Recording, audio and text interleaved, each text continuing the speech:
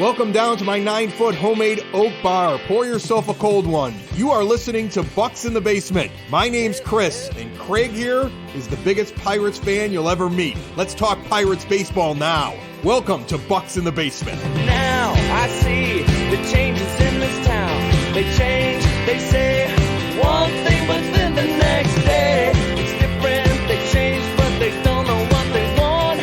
All they do is change. Going left, going right, travel day, travel night. That's where we'll go. No excuses, no goodbyes, no one cries, no one lies. We'll never know.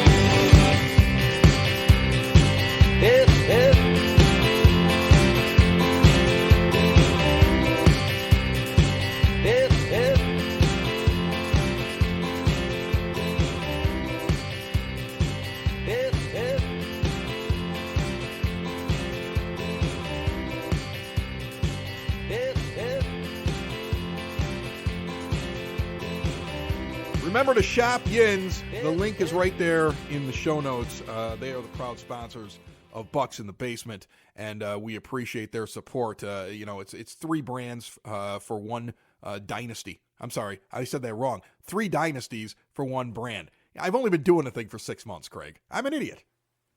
Chris, you're not an idiot. It's like I don't know. Is it like right after? It's right after the St. Patrick's Day, like celebrations that have been going on. So I'm just assuming that I was at one last weekend. I was at 2 last weekend. I was at a Saturday one. I was at a Sunday one. Then I turned around and made plans for Wednesday night because my niece and goddaughter is Irish dancing at an event, and then Thursday night I'm in a bowling league with a bunch of other middle-aged men that's out of my kids' school, where they're having corned beef and bagpipes come in between the first and second game of the bowling. And then on Friday, St. Patrick's Day, it's me and Dad at a pub by noon. I'm done with work. I shut down all the podcasts and everything else like that, and then we just sit around and drink Guinness and listen to Irish music. Like I don't know how I get anything accomplished during this week every March. And it totally makes sense. I mean, you're celebrating your traditional Irish heritage with the last name Lanuti. I mean, that's you just have to do it. I mean, well, most of the family is Irish. That's what's funny about it. So, like my dad is half Irish, half Italian with the Italian last name. My mom is German, so I'm only a fourth Irish, right? But like this time of year, it becomes a thing where all the Irish family is like into it. And my wife is mostly Irish. So I have these Irish German kids with this Italian last name and olive skin running around, which is hysterical. And they've got barely any Italian in them. They've just got Lanuti. The rest of it is just, they're all Irish. Okay. So it is a big deal. I'm just, the Italian leprechaun over here in the corner. Yeah, and there's nothing wrong with that, Chris. And your sister married into a fine Irish family, so she did. You got to support all the family, everything like that. But I just knew, I can tell when you might be just a little bit off. It's either bourbon trails. It's for some reason, Chris, it just always surrounds alcohol, which is not a problem, man, not a problem whatsoever. Well, this is the time of year. Most people have other times of the year where they go, man, I got to dry out. Mine is the run from the bourbon trail through St. Patrick's Day, and then I've got to take a break. Leading into Easter, I've got to start remembering that I can't do this to my body all the time. Let's talk about what's going on with these Pirates. We're midway through the spring, and there's some positivity there. I was just talking to you before we turned on the microphones. Travis Swaggerty. I know it's a small sample size, but 6 for 18. He's got a couple of bombs. That's what you want, right? Because you're trying to figure out what you want to do in the outfield and who's going to be coming with and who could make a bench spot. I know you said that he's a possibility. I mean, that's what you want. But you don't pick him, Craig, off of the 6 for 18 small sample size. You take him because you looked at things that he was doing wrong last year and you see him doing it right in spring training. I think when you start taking a very short stat line against a lot of guys who aren't even going to be major league pitchers that are out there getting work, or guys that are working on things, and you try to translate that to 162 up at the bigs, you run into problems. So, I mean, it's positive, it's fun, I'm excited about it, but hopefully somebody on the Pirates sees him doing something that they said, you need to fix this, and that's going to unlock something, and that's the reason for it, and they see it. That's how he ends up making it to the majors. You see people putting these types of things under a microscope. is what these like small sample sizes are. And I know we've talked about this before, and I actually saw this over the past weekend, being down there at spring training for 3 days on the backfields, at the games, and before the games. You see these coaches are watching guys in batting practice. There are fields and warm-up places like behind Lecom Park. They have scouts. They have all these like, stuff capturing like all the spin rates and probably like their swing plane and all this type of stuff that they were probably told to work on in the off season. And this is a time where they're seeing, is that working out? Yes, like it's great to see that type of stuff. I mean, if he hits a home run, getting to see like Jack Sawinski, who had been really struggling at the plate and, hadn't really turned on the balls. He had driven them from time to time, but turned on a home run. And you could see the look on his face that was like, whew, unlocked what I had been working on. The guy's working on a completely brand new stance where he's standing up. He's more open. So he's trying to make these adjustments. So there's like so much going on that it's, yes, on the field type stuff matters, but there's other things that these scouts, these coaches, the development people that they're all looking at. They're looking at, like we had talked about before we got on the show, the level of competition they're playing against when they actually get into the game. I've seen, everybody wants Endy to start in the opening day roster. We've stated on here, defensively why you might want to keep him down for catching, to just basically get, more experience, work on his framing. I wrote an article, Jordan Comandina, the bullpen catching coach, bullpen catcher, talked about him like just, he just has to catch more. He just needs to do more. Not saying that he shouldn't make the opening day roster, but it's just like that's what he just needs to keep on doing. He's getting into games, and we're seeing him hit because, and he does hit, but we're also seeing him hit off of the pitcher that he'll be facing, that he would have faced in AA and may face in AAA this year. It's that level. If he went like, 4 for 5 off of DeGrom or Verlander, it may hold a little bit more weight to me. And not that it doesn't mean that he, isn't progressing. It's just that he's getting into games in the, the later half of the game where there's a lot of guys that aren't even going to make big league rosters playing in those later innings. Yeah, but I want him on the roster. Like, I know you're saying, like, we gave reasons why he shouldn't. I gave what the Pirates are going to say, and I tried to reason with it and say, okay, I get it if this is why he's not going to break with the roster. But I would love for him to come with. I would love for him to be catching at least half the games and learn a little bit at the major leagues because I want him here. I want him here. Don't get me wrong. Like, I want him to go with the Pirates. I don't think they're going to take him, but I mean, I want him to go with, and I want him to be catching at least every other day. But the issue is with the pitch clock, with a lot of young guys back there, with the pitchers really needing a veteran to guide them, some of these younger pitchers, that's why it almost makes sense to give him some time. I mean, best case scenario, they let those guys get going. They get used to having a veteran catcher. They work through any of the early season things that they are able to get over quicker without having a rookie catcher behind the plate.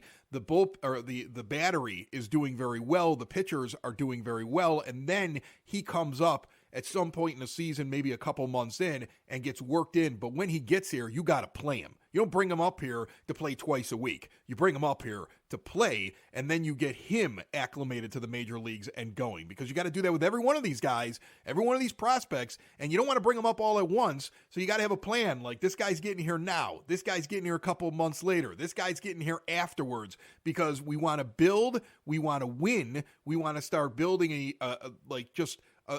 the mindset that you can win at the major league level in Pittsburgh while we're getting these guys up and getting them going, because the ultimate goal is division championships, pennants, and World Series. That's what you're looking at. That's the only reason to have a baseball team. Yeah, and I guess I do agree with you, Chris. I mean, I would love to see him up here on opening day. I'm also just kind of concerned as to what I'm hoping they keep him behind the plate consistently when he comes up here, that goes to like the playing time piece of it. Is Ben Cherington at some points in time thinks that he loves that versatility, and I could see him bringing Endy up and playing him part-time at like catcher, part-time at first base, part-time in the outfield, and possibly overwhelming him. And I'm not saying that's what's going to happen. It's just, I mean, dude, you understand, Pirates fan here. Like, I think I'm like preparing myself for what I believe is the most like negative scenario that could happen, and then hoping for the best when he does get up here. Just the same reason as people are like, well, Endy's ahead of Henry, so we just need to move Henry off a catcher. And it's like, no, we have to make sure that Endy can handle at least half the games, at the major league level before you don't move people off of positions until somebody has actually solidified themselves at a position on the major league roster. It's like not like because Endy tore up minor league last year that you move Henry off the position. I know that that's one of the most ludicrous things I've ever heard of. I really hope that this is just you reacting to a random tweet by a guy who's got 3 followers, because you do that from time to time. Like, you get yourself all whipped up because like the crazy guy who's eating glue in his basement put something out on Twitter and you go, oh my goodness, is this what people think? You don't take a guy who was drafted where Henry Davis was drafted, who's third on the team in prospect rankings. Some people have him ranked higher, some people have him ranked just like 1 or 2 spots lower, but most of these lists, he's a top 5 prospect within your organization. He's a top 100 prospect on most lists across Major League Baseball. He's young, he's got a long way to go, and you don't sit there all of a sudden and say, well, I don't know, we got a guy who's just a little bit ahead of him, and he's going to play catcher, so we're just not going to have him play catcher. No, you develop him and you make him into a star catcher prospect. And then he either moves the guy that just got up there out of the way, he moves positions then after he's figured it out through the AAA level and he's ready to go to the majors, or you deal him for a major league ready answer to a problem that you have on your team. That's the thing that I think people forget about. You need to have capital in your minor league system when you finally become good.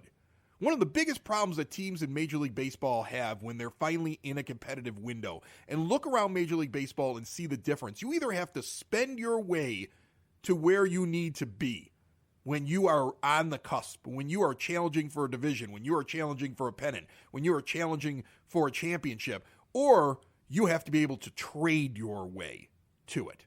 You have to be able to deal your way to get the pieces you need. And trust me, a superstar catching prospect that people are feeling can't miss, and he could very easily become that as he moves up the prospect rankings, in your back pocket. Either if Endy doesn't work out, because not all prospects work out, he's there for you. And if Endy does work out, becomes an all-star behind the plate, Henry Davis is going to go out and get you something you're missing at another position. You're struggling at second, and you want to find like a guy who hits lefty and can put 25 of them over the wall, and there's a team out there that has that guy, and you can't sign that guy in free agency because there's no way that Bob Nutting is going to give Ben Cherington $250 to $300 million for that kind of guy. But you get a team that is looking to do something else, or in a period of transition that says we're going to build our team around Henry Davis and unload this contract. That's how you improve when you are in a team that has an owner that spends properly. So no, you don't move Henry Davis out of the catcher position. That's insane.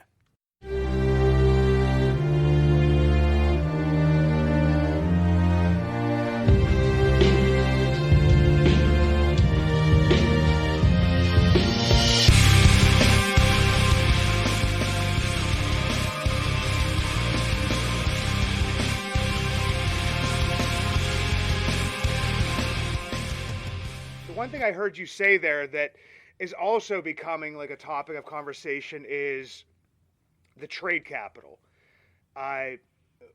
Everybody knows at this point in time, Harleen Garcia, the lefty reliever, the quote unquote proven lefty reliever. He pitched pretty well out there in San Francisco. Signed him to like the 1-year deal for a couple $1 million. Has, you know, a 2nd-year option, which with I believe no buyout.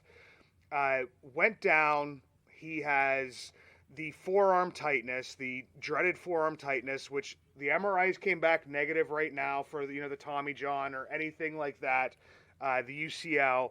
But the man can't grip a baseball. Well, that's not good. You need that. That's fairly important when you're a pitcher is being able to, unless you're throwing all like, I don't know, palm balls or I don't know what it would be, that you can't grip the baseball. So this is a bad thing. So now, you need to be able to grip the baseball, because right now if you can't grip a baseball, I'm suddenly more of an option in the bullpen than you are, because I can at least grip it. Like, I'm going to throw it about 48 miles an hour and it's going to bounce in, but I can grip it. Well, I mean, you'd be throwing it, and this is I'm not a slight at Rich Hill, but you'd be throwing it about only 20 miles per hour, slower than Rich Hill. Man, I love his curveball. I just had to bring it up. They'd be like, is that an ephus? No, that's my fastball. But the thing is, look, first of all, hopefully he's going to be okay. And you just saw Carlos Rodon for the Yankees get the forearm tightness, and after they ran all the tests and it came back negative, they later ran some more tests and figured out it was a muscle that had nothing to do with anything that would cause Tommy John, and he's going to be back in a couple of weeks. So it's not automatically Tommy John, so hopefully that's the case. But you're upset about something, so I want you to finish off your thought.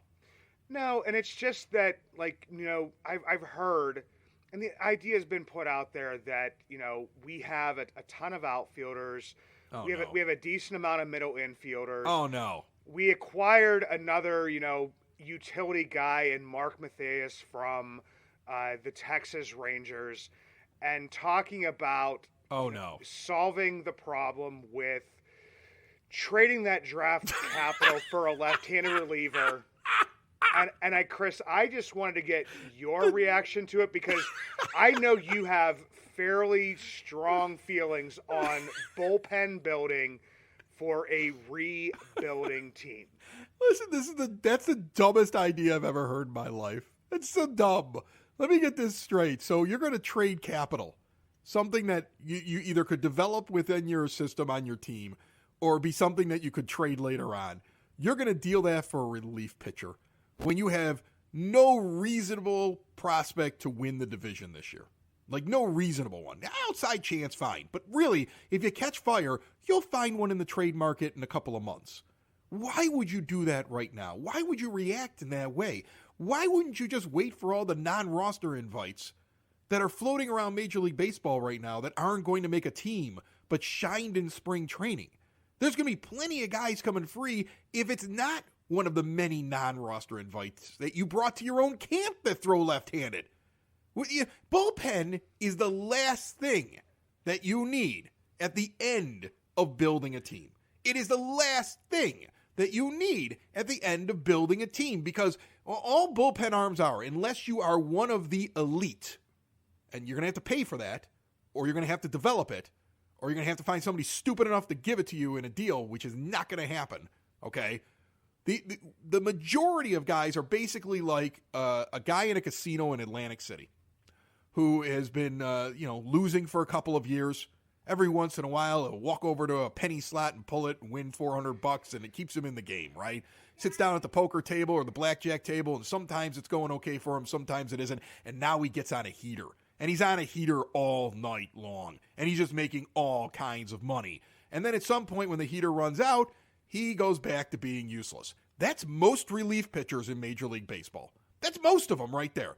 You look for the window of when they're good for a couple years, and then you move on. If you have good pro scouting, you'll find plenty of those guys at the right time to fill in behind your closer and your setup man. And you don't go and spend on the closer and the setup man until you're ready to make the run.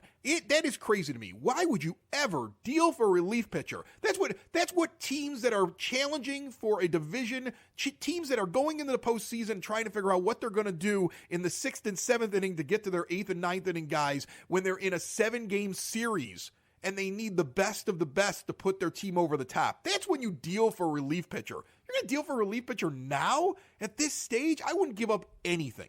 Anything at all. The only trade you'll see Ben Cherington make is if he deals for a middling pitcher that he sees upside for that the other team doesn't value. Okay. And he trades somebody that he's already given up on or doesn't think is going to turn into anything. Other than that, you're not getting anything great and you're not going to give up anything big because that would be stupid. Yeah, because right now, I mean, you have Jose Hernandez is the only left-handed, option. The Rule 5 pick had pitched in Double-A last year. Does have some good upside with, he throws some heat, got some good slider. But you have... Yeah, but he's terrible so far in spring training. So I get why people are like, I don't want him. Yeah. Right? I mean, his whip is awful, but you're going to find other lefties that are... You're going to find other pitchers that are floating around out there. You're telling me you have nobody in your system that you're like, you know what, we might as well just use this kid for a little bit. I just don't know what you're trading away. You're not getting anything of real value if you make a deal, unless you get a team that, like, let's say, wants to get rid of salary. Like, if you're ready to take on salary, which this doesn't seem like this is the kind of team that would do it, you go knock on the door of a team that's like flush. I mean, like, the teams go out and they grab players, like at the back end, let's say. I'm trying to think of a name. Jake Diekman got traded, I want to say, in the middle of the year, and he's a left-handed pitcher who's not very good, but, like, survives in Major League Baseball because he throws lefty instead of righty. If you look at his stats, like, look up Jake Diekman. If he was a right-handed pitcher, he probably wouldn't get the money he's making or anything like that. That would be the case with him. But he's a lefty. He's probably being overpaid. The team that acquired him is like, we got plenty of guys that can do what he does. He was just an extra arm that we went and grabbed when we needed something down the stretch trying to make it into the postseason. And we've got plenty of guys, let's move on from him. And the Pirates are willing to cough up like $4 million just to eat the contract because they want a lefty. I guess you could give away nothing for him. I just don't know how it benefits you unless you think Diekman is going to bring you something halfway through the year. Like, if you get him, you eat his contract, and then you turn around and you say, okay, that money that we're spending is really on what he's going to bring back midway through the year when another team falls for the Jake Diekman thing, where I need a lefty who's got a little bit of experience even though he's not very good. That I could see. At this point in time right now, I mean, there's just so many... I'm going to back up a little bit here because I have to go through my full train of thought. Each year during this rebuild, for some reason, the bullpen and like the quote unquote strength of the bullpen has been punctuated, and it's always during the off season and in the first few months of the year. And to me, honestly, Chris, I'm on the same page with you, and we've always been on the same page that, the bullpen will come together towards the end of the rebuild. And the other piece is that these arms that are good one year are not guaranteed to be good next year unless their names are like Mariano Rivera. That's like, there's like, so if you think about like people in the bullpen and good bullpen arms, that's why, as a team, you could probably I can think back over the past 10 years and pick out maybe 4 or 5 names that I'd be like, man, they were good for 2-3 years in a row from the Pirates. So, I mean, when they are like, oh yeah, we got everything lined up. It's going to be Bednar closing out. If it's not, you have Holderman. You brought in Harleen Garcia, and, Will Crow's going to bounce back. And then you have options. Chase DeYoung was pretty good last year. And it's like this bullpen is full, and it's like, I mean, it could be at some point in time. I mean, if some of these, like we talked about last week, Chris, some of these younger players push some guys that are, borderline maybe good enough for the rotation, but not good enough for that quote-unquote championship rotation we talked about, then maybe they go to the bullpen and it makes your bullpen stronger. But to say, like, during, like, an offseason where, Colin Holderman coming back from an injury, Yero de los Santos, who is all players that I like, but you can't guarantee that they're going to come back and pitch well after injuries, after ending there. And, Will Crow dropped some weight. I'm happy. He hasn't looked good yet, but we actually have to see him and what roles he gets put in, during the regular season. But for me, it's all starting pitching. Is Mitch good? Is Rowanzi good? Can JT be good? Can Rich Hill continue to be good, even though he got a little bit roughed up here in in the spring training game, but can he continue to be good and bring you something back? Can Vince Velasquez either, pitch well enough to fool somebody else or to be a decent bullpen piece this year as somebody pushes him out? But to me, I had a conversation earlier in the offseason with Andrew Filipponi, and I know that a lot of people disagree with Pony, and I disagree with Pony a lot.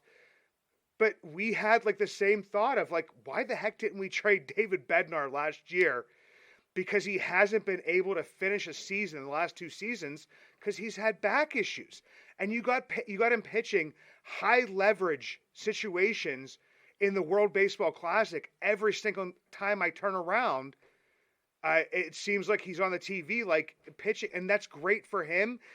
Glad that he's representing the country, but what are those high leverage pitches going to look like for him when you're wanting and you're counting on him to be something people are saying from this year and beyond? Do you know how many closers make it 3 years and are productive? There's not many, man. Low. It's very low. We always remember the best. But I mean, if you play fantasy baseball, you know that, right? We play in a league with 10 teams. You got to come up with 2 relief pitchers, and closers are the most valuable thing, even though you can get some points for holds and not everybody uses a closer. And everybody every year is scrambling, trying to replace what they have on their team because the guy that was good the year before is no longer good again. It's very rare to find that guy that consistently year in, year out brings it. And when you have something like that, it is a bonus. And when on your Major League Baseball team, that's one of those things you need at the end. You're going to need it at the end. But the idea that it's going to last throughout the entire rebuild, its value might actually be more worth it to continue to add the pieces until it's time to go out and acquire that. Now, look, all this talk about the relief pitchers, I just want to remind everybody of something. I think that the Pirates have a chance to do much better this year than they did the year before. I think the goal should be to win games. You don't want to lose 100 games again. You want to see guys develop. You want to move forward. You want to have winning baseball out at the ballpark this year. That's what you want to do. If they win just 20 games more this year than they won the year before, a 20-game improvement, they're 82-80. They jump 15 teams looking at the standings last year and still end up 5 games out of the last wild card spot. Now, think about when I said win 20 extra games, you're like, I don't know. Can we really do that? Now think about how you still fall short of the postseason and ask yourself, do you really think that left-handed reliever is going to make a big difference in winning a championship this year? So your goal is to win titles. That's what you really should be in this for, right? I want to win, right? But does it really matter to you whether or not you win 82 or 79? Does it really matter if you win anything between 85 and 82? You look at some of the best closers in the game. I brought up Liam Hendricks just to look at a guy who's not pitching this year because he's got cancer, and I hope he gets better. But if you look at him, his wins above replacement for a guy who's rated constantly as one of the number 1 relief pitchers in all of baseball is about 1 win above replacement. That's all a closer's really worth. And they're a bonus. They're an extra. So you're telling me that the left-handed reliever position, you need to go out and you need to trade assets to go get it at this stage? It doesn't make any sense to me. I get it. We all get excited. You love your team. You want your team to win. You see positive things in spring training. You can have all of that and not jump to the craziness of, we got to go trade something to go get a left-handed reliever. Do you? Again, you probably could pick up somebody who's serviceable that you might even flip or develop from these non-roster invites that some team who's competitive and has a lot of contracts and spends a ton of money, unlike the Pirates, that's going to come loose, and you may be able to find something there. You may be able to get a project from somebody who would like to work on one of your projects. Okay, fine, if that's what you want to do, and they're very young, and you see something raw, and you're like, you know what, if we could do this in a couple of years, he could actually help us when we're inside of our window. Or you could take on somebody's contract if you really care about those extra 3 games. But I don't think that you're going to, I wouldn't trade anything important for a relief pitcher. Looking at the 20-game increase, you're 82-80. And that would be a great season, wouldn't it? If they won 20 more games this year than last year, you'd be doing cartwheels down the street. Oh, God, would I ever? I mean, well, number one, we wouldn't have to hear any conversation about them, being close to, being, near the 100 loss mark, which would be a great conversation to have. But then here's my thing is I know I'm going to say something here and may get a little bit of heat for it because I know I'm going to get heat Who for it. cares? It's just Twitter. Who cares? Who cares? But here's They're the thing: wrong. Why the heck? I would think if I was one of those there's left-handed non-roster invitees. You know, a Caleb Smith, a Drzezinski, a Zamora, an Angel Perdomo. There's Kent Emmanuel. There's all these.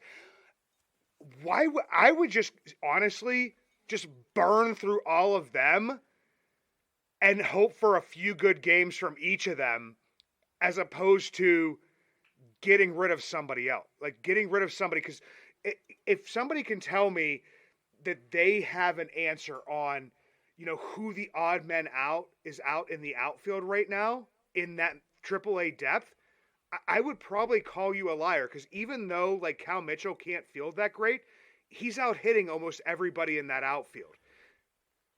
So imagine if you did make that trade. Like you deal one of these young outfielders away for a relief pitcher. Any of them. Just and list any of them. 3 years later it works out, how much you'd be crucifying the front office for it, right? Like I'd rather crucify the front office for like moves they deserve it for. And they would deserve it if they made a kind of a deal for a relief pitcher and whoever they dealt away became anything at the major league level. You should be just angry with them, right? Like I would much rather just focus on the things that you really want to be angry about, like the lack of spending, the fact that we have to build this way, the fact that it takes as long as it takes. Like those are the things to be annoyed about. But enjoy the fact that you got guys that are getting better, and you know, have belief. Like I said, I think that what I want for this team is to jump out early. I want to see young players flourishing. I want to see guys growing. When they do start to fall back in the standings, I want to see players that we're waiting to take another step, taking that next step. That's what I want. That's what you're looking for. Yeah, I mean, that's kind of what has to happen, Chris. And like I said, I understand people get frustrated. Everybody jumps to conclusions. And, you know, we have the benefit of sometimes, you know, sitting here and having time to think, and I don't know what it would be, but basically, I mean, I just can't see it. Like, I just don't see. I just think it's fan. I just think it's fan excitement. I just think it's people that care about their team, man. I think that's it. I think they just care about their team and they want to win and they want to do. And I get it. Okay, it doesn't make any sense. Yeah, because unless like, I mean, I might have that reaction if like maybe Hayes went down for the year, or Brian Reynolds was traded or went down for the year, or. I mean, just Nate, like O'Neal Cruz, like maybe I would think, but then we talk about like there's so many people right now pushing, like, and the other thing is that I'm just wondering, and just this last thought here, Chris, do we think we've gotten to the point where like those lefty matchups in the bullpen and different things like that are maybe just kind of a little bit overrated to a degree? Shouldn't you have like a right-handed reliever that can also get, you know, I don't know, left-handed guys out too? Well, now that you have all the stats and you can find guys, like one of the guys I discovered last year that does it, who's on, what is he, on the Giants now or Arizona, or he was on the Dodgers, A.J. Pollock. Okay. He actually hits just as well against lefties as he does righties. And like actually like there are in certain situations against the wrong arm slot where you would sit there and say he doesn't line up and you'd want a pinch hitter, he actually does better. For some reason, he sees it better. I think with all the stats that are out there now, you see that there are some pitchers who can be effective no matter who's sitting up there at the plate, whether it's lefty or righty. You know? So, I don't know if it's as important, especially because you can no longer bring in a guy for just one hitter. You know? Remember, they still got to finish the inning or go 3. You know, they got to go 3 hitters or finish the inning. So the lefty specialist is already kind of dying in Major League Baseball because they got to be able to get both sides. So, yeah, I don't know. I feel like, again, it's the kind of intricate addition that you put on at the end as the cherry on top. You don't worry about that part of the sundae right now while you're still putting in the chocolate and vanilla at the bottom. I don't even like the cherry on top anyway. The nuts? No, nuts are terrible. Nuts Whipped are cream? terrible. Why do I want hard ice cream?